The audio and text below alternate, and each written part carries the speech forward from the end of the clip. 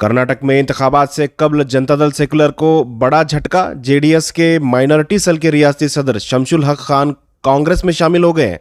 साथ ही आम आदमी पार्टी को भी बड़ा नुकसान हुआ है। आम आदमी पार्टी के रियासती सेक्रेटरी सुहेल दिलनवाज भी कांग्रेस में शामिल हो गए। कांग्रेस के senior leader Karnataka incharge Randeep Singh Surjewala, साबिक वजीर जमीर अहमद खान की मौजूदगी में आज दोनों लीडरां ने कांग्रेस दफ्तर पहुंचकर कांग्रेस में शमूलियत का ऐलान किया। इस मौके पर जमीर अहमद खान ने इन दोनों का खैर मकदम किया है। साबिक वजीर जमीर अहमद खान ने कहा है कि इन दोनों के आने से कांग्रेस को फ़ायदा होगा, कांग्रेस की ताकत में इजाफा होगा। इन्होंने कहा कि ये दोनों ही मकबूल लीडर थे और इनके आने से कहीं ना कहीं कांग्रेस को फ़ायदा पहुंचेगा।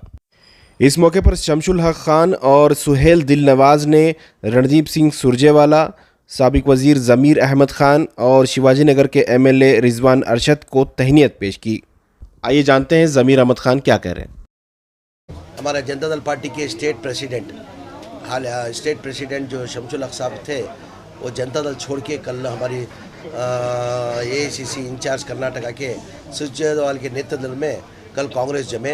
मैं उनको हमारी पार्टी की तरफ से मैं स्वागत करता हूं। उनके साथ साथ में सुहेल दिलदार साहब, यानी वो आम आदमी पार्टी में थे और कोलार के भी कैंडिडेट डाले थे आम आदमी पार्टी से, वो विड्रॉ करा के आज हमारी कांग्रेस पार्टी को, वो भी सुहेल दिलदार साहब भी आज कांग्रेस पार्टी को जमे।